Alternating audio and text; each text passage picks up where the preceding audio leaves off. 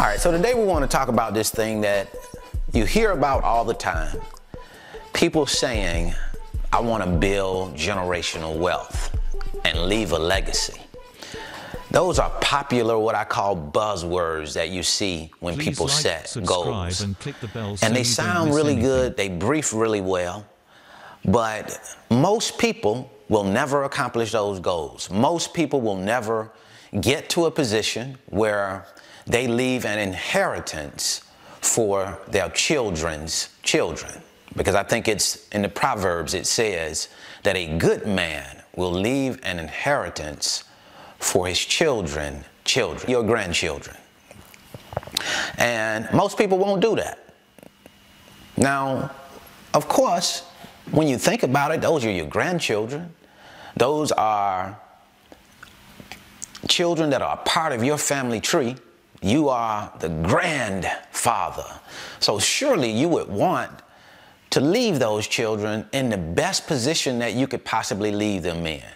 You have that desire. Most people have the desire to do that. So then if you have the desire, those are your grandchildren, and you want to leave something for them as an inheritance, why don't you? Why is it that most people will never leave an inheritance? First, let's define what inheritance is. And I'm not going to try to go and give you a body book definition. Inheritance to me is basically me giving a loved one, my grandchildren, since that's what we're talking about today, me giving them money, property, stocks, bonds, something that is valuable, something that they can take and build wealth on top of. That's what I consider an inheritance. Other people may consider it different things. Why don't we leave or give? Because I don't necessarily want to wait until I die to give anybody anything. I want to give my gift to my grandchildren in life. So the question is, again, why don't we give an inheritance? If it's good, and we know that it's good, why don't we do that? I think it's two parts to it. I think most people look at goals from a futuristic mindset, thinking that the goal is in the future. So when you start thinking it's in the future, you look at the goal in terms of it being a ways off. But what we forget about is that although the goal is not right here, all of the work that is required in order for you to achieve the goal is right here and right now. So the goal really is not futuristic. The goal is right now. And because we don't look at it in that mindset, that time creeps up on us. Before we know it, the child is 15 or 16 years old and we don't have anything saved. So we need to get out of this futuristic mindset when it comes to goal, but I think that's the first part of it. The second part of it is that we don't know how. We don't know how to go out and build wealth and help generations that follow us to build wealth. We don't know how to do that. If we knew how, then surely we would follow a plan to help us to be able to figure that out. Because it's good. We've already defined it as something that is good for us and our loved ones. Okay? But we get lost in not knowing how. And we get comfortable and okay with just talking about building generational wealth. Then, let me back up. You also have some people who that's all they want to do. That's their whole purpose is just to talk about it. Just to tell somebody about building generational wealth. Some people just live to provide information. If that's what you want to do, that's great. I just like the idea of not only talking about it, but also doing it. I think it's so genuine when you are doing what it is that you're talking about. So I want to always be doing the things that I'm talking about. When I come to you and talk to you about something on YouTube, it's because I'm doing it, not because I am just suggesting it to you based off of what somebody told me. You see, most of us have this idea that we are just going to somehow, when your grandchildren get 18 or 21 years old, you're just going to hand them, say, a check for $50,000. Now, I'm just using that as a random number. That might not be your number. That might not be what you want to give your grandchildren. That's just a random number. So let's just say 50,000. You think when they get 18 or 21, you'll just hand them a check for that amount. But the question is, where is it going to come from? Where are you going to get $50,000 to just hand your grandchildren all at one time? Wouldn't it be a whole lot easier to build that money over time? And then not only does it have to be just your money building, you can take advantage of compound interest. Wouldn't it be a lot easier to do it that way than to wait until the child gets 18 or 21 and hope that you can hand them a check? Because the reality of being able to hand them a check at $50,000, $20,000 is probably not going to happen. Because how are you going to get $20,000 to $50,000 to hand over to them? Are you going to go and borrow it? Probably not. I'm not talking about borrowed funds. I'm talking about money that you have built for your grandchildren over time. Okay? Because it's much easier to save $100 here or there than it is to just give somebody $20,000 to $50,000 at one time. And if you don't save $100 here and there, what makes you think that you're going to give $20,000 to $50,000 away at one time? Probably not very likely. So, because we don't know how, we get lost in that and we just talk about it. But there's a real way to build wealth, a real way to do it. And most of us, if we understood it, if we took the time out to say, hey, just let me try and understand what's going on here, you'll probably find out that it's relatively simple and easy to understand, and you would probably open your account right away. So let me tell you what I'm talking about. A simple and easy way for regular people, everyday people, just like you and I, to build wealth, build generational wealth. Because what generational wealth is to me is simply passing down wealth to generations that follow me. In this case, my grandchildren. Passing down wealth to help them to start to establish a foundation to build wealth on. Okay? So that lets me know I cannot just leave them money or assets. Because if I just leave them money and assets without anything to put in here, then they'll lose the money and the assets. So it's bigger than just money. It's bigger than just opening an account. It's also teaching, helping them to understand how to use money, how to navigate this world and use money so that it's in their best interest and it does not work against them. Because money works against a lot of people, okay? So we want to give them, or at least I want to, I should say, I want to give my grandchildren, and I will give them money, stocks, and I want to give them an education, an understanding of the world of money so that they understand now that I have something here, I don't want to go out and squander what granddad has left me.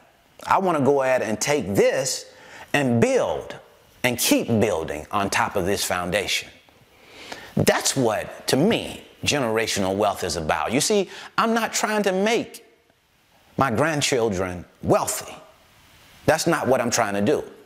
I am trying to leave them an inheritance. I want to leave them something so that they can continue to build their foundation or build their wealth on the foundation that I've established for them.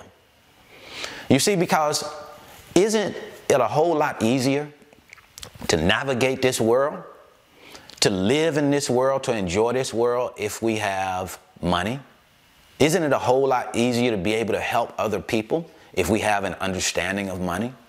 Yes. So I want to establish that with them. I want to establish an understanding, and I want to give them something so that they can start to build their foundation, or to build on top of the foundation that I've left them.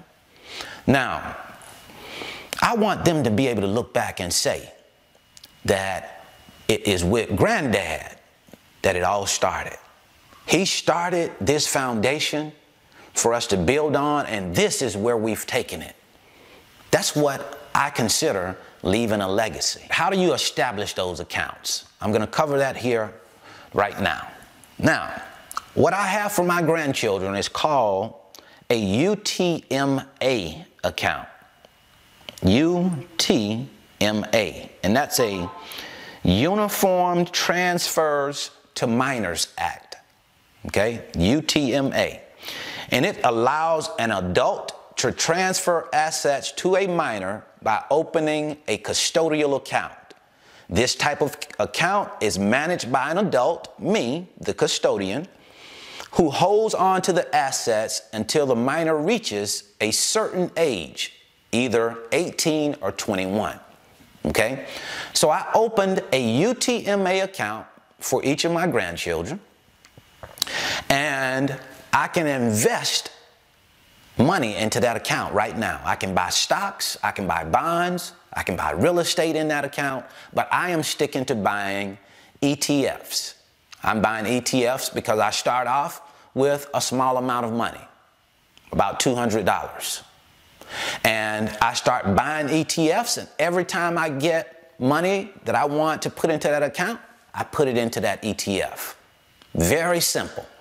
It's just one ETF. I don't have to try to go out and get 100 of them or 10 of them or 5 of them. I'm only doing one. And I selected a small cap ETF. I selected a small cap ETF called VBR. That's an ETF. Over the last 10 years, that ETF has performed really well. It has earned about 13.29%. So although it's a small cap and small caps usually offer more volatility, still 13.29% over the last 10 years, I'm willing to accept the volatility for that type of return. Now, some of you may want to look at something that does not offer as much volatility, usually, or at least in theory it shouldn't, and that's something like the S&P 500. You can get the S&P 500. Those are bigger companies. When we're talking small cap ETF, those are smaller companies. So the bigger companies usually don't have as much volatility, so maybe you want to invest in something like the S&P 500. I like the smaller companies because it gives, me more of a chance to earn more money. I think as a young person, my grandchildren having 18 to 21 years before they're going to get that money, there's plenty of time for that money to recover if losses occur. And we definitely expect that there'll be some years where we have some losses, but we also think that there are going to be years where it does really well. So that's why I like using the small cap instead of using something like the S&P 500 for my grandchildren. By the time they get 21, I should have been installing that education, helping them to understand why Granddad is doing what he's doing. Because the last thing I want to do is just give it to them and they go out and squander it. I want to see them take this gift that I'm going to give to them and build on top of it. Okay? But my job is to provide it. So I open up this UTMA account, it's called. Okay? Just investing however much you want. You can put in as little as however much an ETF would cost you. And it's like buying a stock. So you're buying it per share. That's why mine was a little less than $200, the ETF that I bought. Here are some key takeaways from the UTMA. A minor can hold assets through a UTMA account. Now, when I'm saying UTMA account, I'm just saying a UTMA brokerage account. It's just a regular brokerage account. You'll hold it in your and the child's name, and it'll stay that way until the child gets 18 or 21, and then you'll transfer the assets over to the child at that time. Think about that. You're saving money over time, and you're earning interest, compounding interest over time. That is a whole lot different, a whole different ball game than putting your money into a account making 0.025% on your money. That's not going to get you very far at all. Now, this is not the same as a 529 college plan, because those funds, if I'm not mistaken, have to be used for college. These funds don't have to be used for college. I want my grandchildren to have the choice of using the funds, whether they use it for education or whether they do use it for something else. I don't want to restrict them just to college, because they may decide not to go to college. Okay? So that's what I wanted to talk to you about today. That's what we mean when we say building generational wealth.